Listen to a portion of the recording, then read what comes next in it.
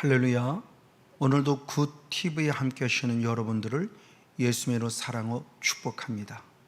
우린 지난주에 우리가 예배를 드리고도 예배를 실패하는 이유가 무엇인가라는 근거를 철저히 성경적인 근거 속에 살펴보면서 은혜를 나누었죠.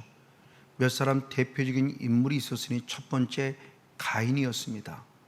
가인이 예배에 실패가 된 이유를 사도 요한이 말하기를 요한일서 3장 12절 말씀에 가인과 같이 하지 말라 우리에게 경고하면서 가인은 악한 자에게 속했기 때문에 동생 아벨을 죽였고 본인의 행위는 계속 악하였다라고 성경을 기록합니다.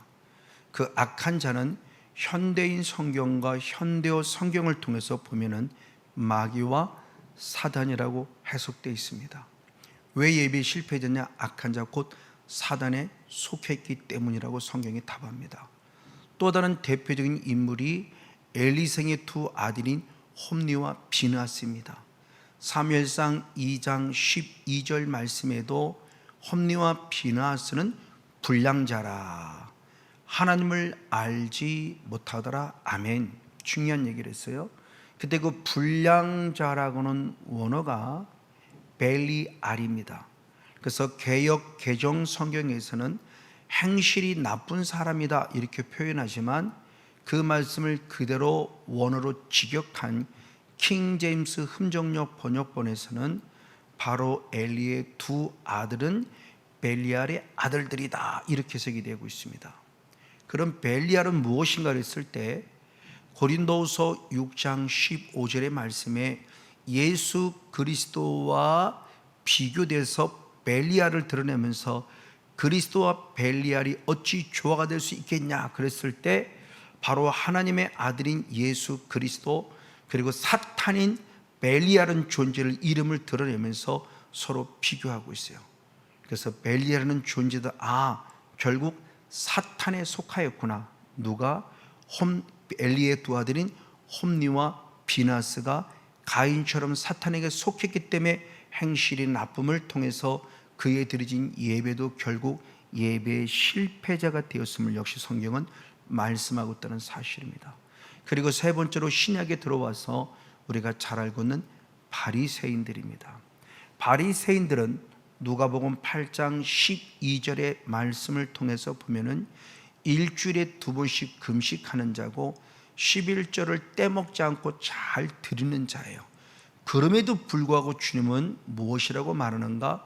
마태복음 23장 33절의 말씀에 이 독사의 자식들아 너희가 지옥의 판결을 피하겠느냐고 말하며 그렇게 일주일에 두 번씩 금식하고 11절을 떼먹지 아니하고 세리와가 죄를 짓지 아니함에도 불구하고 하나님은 그들에게 말합니다. 이 독사의 자식, 독사는 물론 사탄을 표현하고 있는 단어이죠. 이와 같이 많은 사람들이 하나님을 예배하지만 나름대로 똑똑하다고 말했던 가인, 그리고 엘리의 두 아들인 홈리와 비느하스, 그리고 누구보다 말씀대로 살아간다고 말하는 바리새인들. 근데 놀랍게도 그들의 공통점은 사탄에 속해 있기 때문에 다 예배 실패자가 되고 말았다는 것을 우리에게 대단히 영적인 충격을 주는 사건입니다. 그러기에 주님께서는 요한복음 4장 23절의 말씀에 하나님께 예배한 자는 영과 진리로 예배하라 말하며 성령으로 말미암아 예배할 것을 우리에게 신신당부하며 영과 진리로 예배를 찾고 있다고 표현해요. 왜?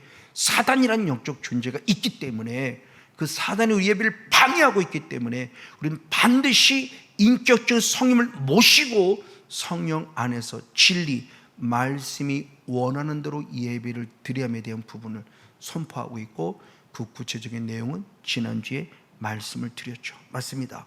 이렇게 영과 진리를 드린 예배의 성공자가 대표적으로 바로 아벨입니다. 그래서 시브리서 11장 4절의 말씀에서는 아벨은 가인보다 더 나은 제사를 드림으로 말미암아 그가 하나님께 의로운 자라는 증거, 즉 하나님이 인정해 주셨다라고 성경은 기록하고 있습니다. 자, 그러면 아벨이 가인보다 더 나은 제사를 드렸다는 게 무엇일까?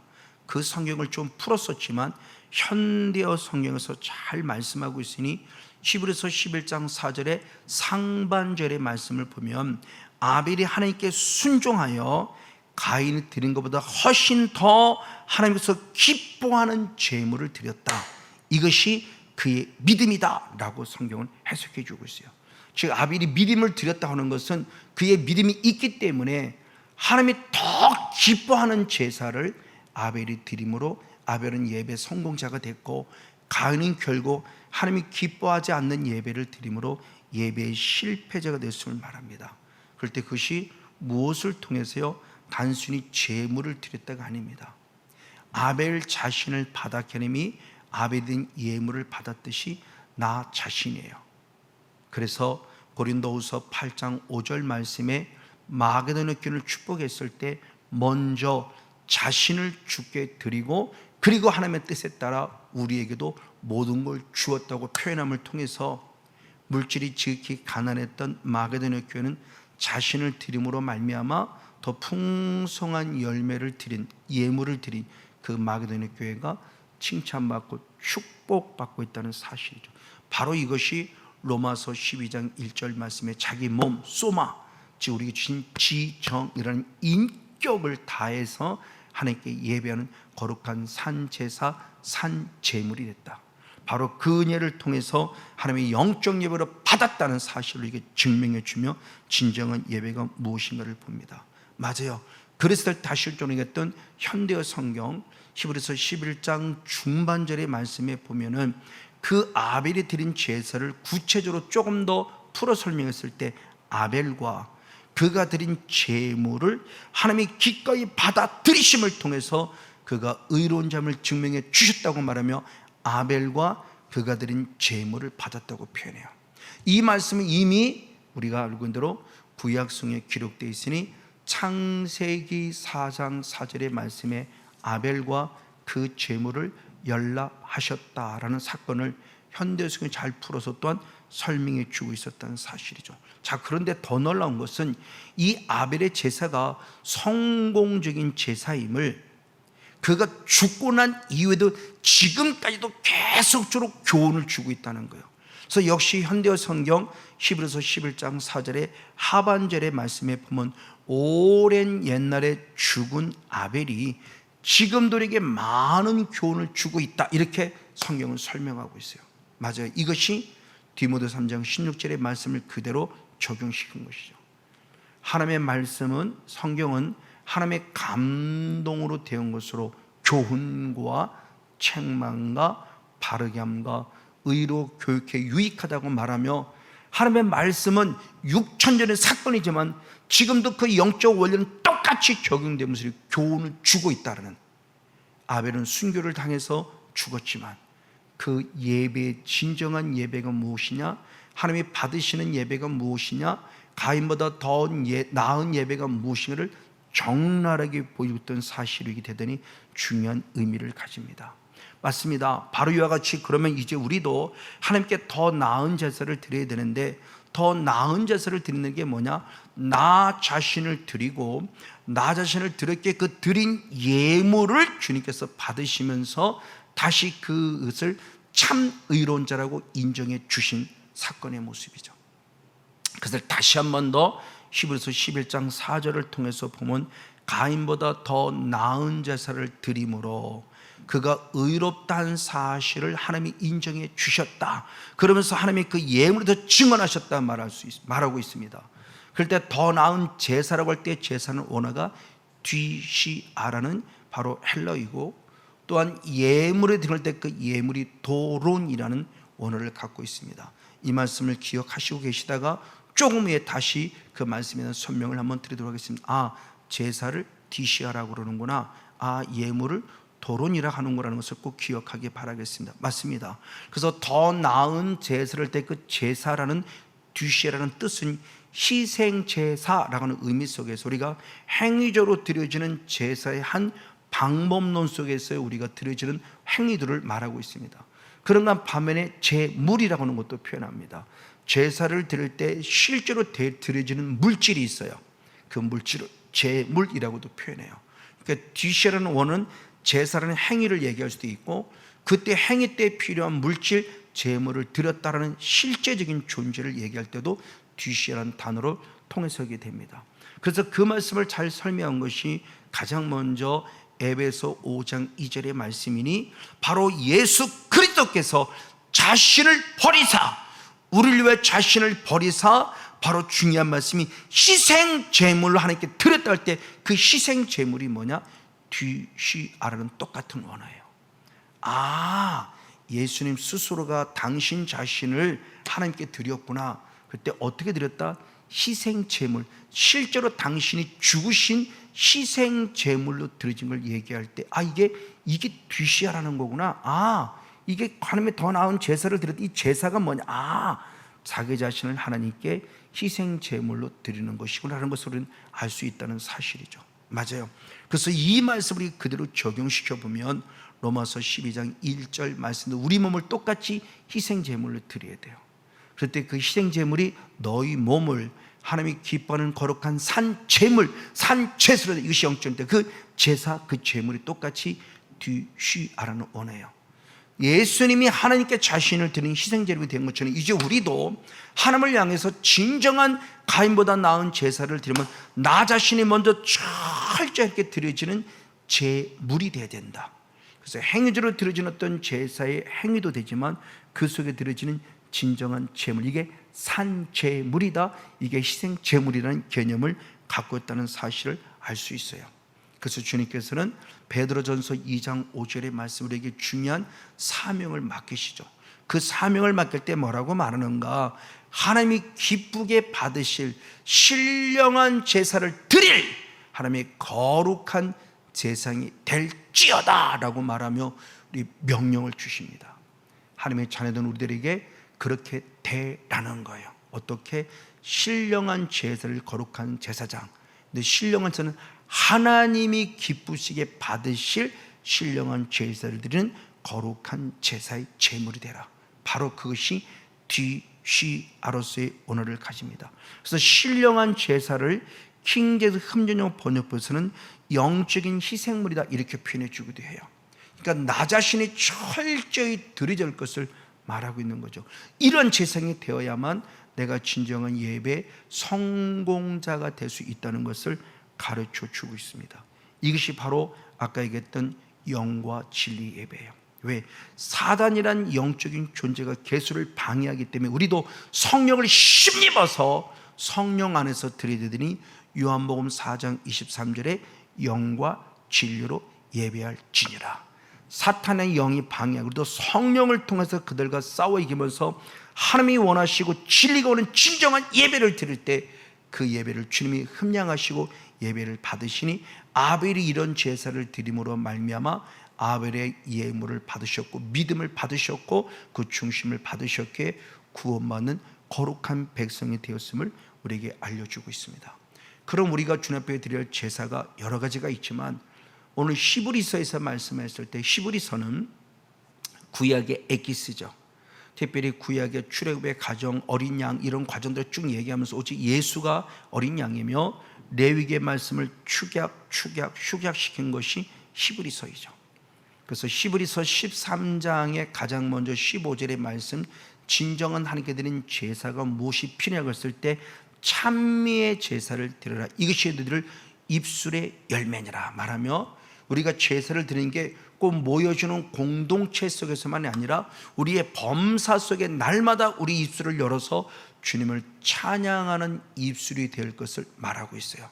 그럼 이렇게 감사로서 주님 앞에 찬양의 입술, 즉 입술의 열매인 찬미의 제사를 드리는 자는 어떻게 드리냐? 그냥 내가 노래를 잘하는 거 드리냐? 아닙니다. 사도 바울은 영적 원리를 알려줬으니 골로새서 3장 6절의 말씀에 하나님의 말씀이 풍성한 자가 그 은혜가 너무너무 감사해서 시와 찬미와 신령한 노래로 마음을 감사하여 하나님을 찬양했다고 그래요. 그냥 단순히 노래를 찬양하는 찬양을 말하는 게 아니라는 겁니다. 말씀이라는 영성에 풍성이 거한 자는 이미 성령의 통치를 받았기에 말씀의 영권 앞에서 시와 찬미와 신령한 노래와 마음의 감사함이 주님 앞에 올려진 찬송자가 된다는 거예요. 우리가 말씀의 영성 앞에 사로잡힐 이유를 찾아볼 수 있죠. 그럴 때 하나님이 기뻐하는 찬미의 제사를 드리는 영적 예배자가 된다는 사실을 알려줘요. 그래서 시편 100편 4절의 말씀에 시편 기자도 단순히 성전에 들어가서 예배를 드리는, 찬양을 드리는 것만 진정한 예배가 아니라 바로 시작부터입니다. 성막문을 향하여 올라갈 때 주님을 찬양합니다. 그리고 성막문에 들어가서 성전 뜰에 들어갔을 때 역시 여호와 이름을 송축하며 찬양해요. 즉 성전을 향해서 가는 이미 그 단계, 이미 그 과정부터 주님 우리에게 뭘 요구하느냐? 하나님을 찬양하는 찬미의 제사, 입술에 열매가 있는 예배 성공자가 되길 원하고 있다. 그래서 잘 아는 대로 다니엘서 6장 10절의 말씀에 다니엘은 내가 뻔히 죽을 걸 알아요.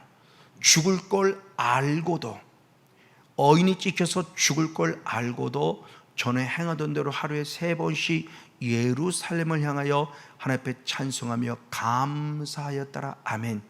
그는 죽을 줄 뻔히 알고도 당당히 순교일을 걸어가며 말씀의 풍성함 속에 서 있게 하나님 앞에 감사 예배 드릴 때 죽음이 아니라 오히려 죽음 속에서 생명을 걸어간 다니엘의 모습을 봅니다. 바울 역시도 마찬가지입니다. 억울하게 감옥에 갇혔죠. 그런데 바울은 억울하고 말하지 않습니다. 오히려 사도행전 16장 25절에 그 감옥에 갇힘에도 불구하고 하나님을 찬미하며 하나님께 멋지게 기도로 영광 올려드릴 때 오히려 나를 묻고 있고 그 죄인들을 묻고 있는 인생의 착고를 풀어내고 간상을 구원시키는 생명의 역사가 있었습니다. 바로 그렇죠. 저와 여러분의 삶에도 뒤시는 진정한 희생 제물 가운데 찬미의 제사를 통해서 예배의 거룩한 성공자가 되어지기를 주님으로 간절히 축복하고 축원을 드립니다. 그리어서 두 번째로 역시 히브리서 13장 15절인 16절의 말씀을 통해서 보면 선을 행하고 서로 나누지를 잊지 말라. 이 같은 것이, 이 제사가 하나님을 기쁘게 하는 것이라고 말하며 선을 행하고 서로 나눠주는 것이 하나님이 기뻐하는 제사, 뒤시 아라는 제사임을 말해요. 그러니까 역시 우리가 모이죠. 공동체 불어서 함께 기도합시다, 찬송합시다, 몇 장 찬송합시다, 헌금 드립시다, 대표도 기도, 이것만이 예배가 아니라 내 삶의 영역 자체가 하나님께 온전히 드려지는 예배가 되는데 그것이 뭐냐? 선을 행하고 서로 나눔이라고 성경은 기록해요. 이것이 삶의 예배예요. 이 같은 제사에 이걸 하면 기뻐한다는 사실입니다. 맞습니다. 바로 이런 모습을 또 주께 영광 돌리는 모습이 있을 때, 그래서 주님께서는 이 선을 행하고 나눠주는 것이 결국 뭐냐? 우리의 마음속에서 우러나오는 삶인 것이에요. 그래서 호세아서 6장 6절의 말씀에 하는 말하기를 나는 인애를 원하고 제산을 원치 아니하며 나는 번제보다 하나님을 아는 걸 원한다라고 주님의 간절한 마음을 표현해요. 즉 주님은 눈에 보이는 제사나 눈에 보이는 번제를 원함이 아니라 그 제사를 드리기 위한 내 중심, 인애를 원하고 있고 그 제사를 드리기 원하는 중심, 하나님을 아는 것을 원하고 있다는 거예요. 그래서 호세아 6장 6절에 이 말씀을 예수님이 그대로 인용해서 마태복음 9장 13절 말씀과 마태복음 12장 7절 말씀에서는 나는 긍휼을 원하고 제사를 원하지 않는다, 나는 자비를 원하고 제사를 원하지 않는다라고 아주 중요한 비밀을 알려줘요. 주님이 원하시는 행위적인 제사가 아닙니다. 행위적인 예배가 아닙니다. 그 예배를 드리기는 긍휼히 여기는 마음, 자비로운 마음을 갖고 예배하기를 원하고 있다는 사실을 통해서 하나님이 어떤 예배를 받고 싶어 하는가, 무엇이 더 나은 제사인가를 분명히 알 수 있다는 사실이에요. 이렇게 하나님이 원하시는 긍휼의 마음, 자비의 마음, 인애의 마음을 갖고 남을 섬기는 것이 하나님이 원하시는 기쁨의 예배라는 것이요. 그걸 대표적으로 순종한 자가 누구냐? 바울이에요. 그래서 바울이 로마 교회를 찾아가기 이유를 얘기할 때 로마서 1장 11절 말씀에 내가 너희들을 만나기 원하는 것은, 보기 원하는 것은 하나님이 내게 주신 신령한 은사를 나누어 주기 위함이다 그래요. 신령한 은사를 나누어 주기 위함이다. 아멘. 거기서 그 신령한 은사를 우리가 알고 있는 일반적인 개념의 은사론적인 입장 속에서 무슨 은사가 있고 무슨 은사가 있고 무슨 은사가 있어 나누어 준다는 해석도 가능합니다. 그러나 조금 더 우리가 겸손한 자 입장에서 말씀을 조금 더 묵상해 보면 그 은사라는 원어가 카리스마라는 원어인데, 카리스마라는 원어는 또 다른 개념에서 선물이기도 해요. 이 말씀을 조금 풀어본 하나님이 사도 바울에게 주신 영적인 많은 선물들이 있을 거예요. 그 선물을 겸손하게 서로 나누러 간다고 해석하면 훨씬 더 말씀을 받으면서 우리가 부드럽게 말씀을 받을 수 있을 거예요. 물론 은사도 임파테이션 될 수 있어요. 그러나 은사론적인 입장의 은사가 아니라 하나님이 주신 선물을 내가 잘 받아 그 은혜가 너무 감사해서 나 혼자 가지고 있을 수가 없어서 로마 교회에 나누며 이 선물을 나눕시다, 이 선물을 나눕시다 하며 그 선물을 나눠서 로마 교회를 살리길 원하는 사도 바울의 간절하고도 참 겸손한 마음을 우리가 한번 살펴볼 수 있습니다. 이것이 서로 나눔이에요. 임파테이션은 나눔입니다. 맞습니다. 그 삶을 초대교회는 실제로 살아왔어요. 그래서 사도행전 4장 32절의 말씀에 한마음 한뜻으로서 모든 물건을 서로 통용했을 때 누구도 그 물질이 내 것이라고 주장한 자가 없었다. 아멘. 하나님의 것임을 인정하기에 하나님께 나눔이 있죠. 그래서 예수님도 누가복음 3장 11절 말씀에 옷 있는 자는 옷 없는 자에게 나누라, 음식이 있는 자는 음식이 없는 자에게 나누어라. 그렇죠? 있는 자가 없는 자에게 나누기를 원해요. 그래서 우리 가진 은사, 사랑, 능력, 축복, 영권 다 나눠야 돼요. 부족하지만 저도 우리 사랑교회를 찾는 많은 분들에게 토요성회와 월성을 찾아올 때마다 제가 가진 모든 것들을 나누려고 최선을 애씁니다. 말씀은 말씀대로 나누고 은혜는 은혜로 나누고, 그래서 설교 원고를 저는 그대로 드리고 있기도 하고요, 주님이 제게 주신 물질로 환경 넘게 나누면서 정말 하나님의 사랑의 흔적을 나누려고 많이 애쓰고 있습니다. 맞습니다. 바로 이것이 성경에 말씀하는 부분의 모습이요, 이걸 실제로 이룬 교회가 초대교회예요. 그래서 사도행전 2장 45절 46절의 말씀에 그들은 중요한 삶의 영역을 살아갔으니 각 사람의 필요를 따라 나누어 줬다라고 말해요. 떡을 떼기도 하고요, 교제하기도 하고요, 성전에 모이기 심수도 하고요. 그래서 그 은혜를 통해서 날마다 구원받아 더해갔다는 사실을 성경은 증거합니다. 바로 이것이 제사예요. 그래서 다시 한번 히브리서 13장 16절 말씀을 보면 선을 행하고 함께 나눈 이 같은 제사, 이것이 제사고 이것이 예배라는 것, 뒤시야. 이걸 하나님이 기뻐하신다. 그리고 모여주는 공동체 예배만 아니라 실적인 삶의 예배를 표현합니다. 그리고 세 번째 모습은 마지막 빌립보서 4장 18절 말씀에 에바브를 들어서 내가 풍족히 채워진 은혜, 물질입니다. 빌립보 교회를 에바교회 손에 채워진 그 은혜, 그것이 향기로운 재물이다 그랬을 때 그 재물이 디시한데, 그 재물을 우리가 예물로 승화 바뀌면 그 예물이 바로 도론입니다. 이 예물이 도론인데, 이 도론이라는 뜻은 선물이라는 뜻을 갖고 있기도 해요. 하나님이 내게 주신 선물이 있어요. 에바브를 통해서 빌립보 교회를 만나 선물 받을 때 풍성해진 거예요. 근데 그걸 하나님이 받으셨다고 말하고 하나님이 기뻐한다는 사실을 통해서 우리들에게 진정한 예배가 무엇인가 다시 한번 알 수 있어요. 그렇죠? 나누는 겁니다. 모여주는 공동체이면 이게 바로 뒤시하는 실제적인 희생 제물된 우리들의 삶의 모습을 말합니다. 그러면서 도론이 선물이라는 뜻을 갖고 있을 때 가장 먼저 에베소 2장 8절 말씀, 은혜로 인하여 믿음으로 말미암아 구원을 얻으니 그 구원이 나에게서 얻은 것이 하나님의 선물일 때 그 선물이 도론이에요. 하나님이 우리에게 주신 거예요. 선물, 이게 도론입니다. 이걸 이제 우리는 하나님께로 바꾸는 거예요. 하나님께로 바꾸는 것이 내가 하나님께 주신 선물을 받으니 그냥 감사해서 다시 드리는 것이 예물이라고 성경은 기록하고 있다는 사실이에요. 그래서 똑같은 원어가 마태복음 15장 5절의 말씀에 하나님께 드림이 됐다고 할 때 그 드림이라는 단어가 도론입니다. 하나님 주신 선물 받았어요. 감사했어요. 구원의 은혜도 받았고요, 물질도 받았고 건강도 받아서 이걸 다시 하나님께 건강도 드리고 물질도 드리고 구원의 감사, 충성도, 헌신도 드린 이것이 바로 도론, 하나님께 드림이다. 드려지는 것 자체가 도론이라는 거예요. 그걸 또 다른 관점으로 설명한 게 마태복음 5장 24절의 말씀에 너희가 예물을 제단 앞에 드리다가 누군가 화해할 일이 생각나거든 형제와 화목하고 다시 예물을 드리라 그럴 때 그 예물이 도론이에요. 예물입니다. 하나님 주신 물질 재물을 예물로 드린 겁니다. 그게 바로 축복이라는 것이고, 그게 바로 누가복음 21장 4절의 말씀에 있을 때 과부의 2렙돈을 말할 때 헌금이라고도 기록되어 있어요. 이와 같이 우리는 하나님이 주신 은혜에 감사해서 뒤시와의 예배자를 드릴 때 찬미의 제사, 삶의 제사, 예물의 제사, 이런 온전한 예물을 드림으로 하나님이 받으실 만 있을 때 역대상 29장 14절의 말씀대로 주님이 주신 것을 주께로부터 받았게 다시 주께 드립니다라고 하는 거룩한 예배의 성공자, 더 나은 예배를 드리는 예배의 축복의 주인공 우리 모두가 되어지기를 예수님으로 사랑하고 간절히 축복합니다.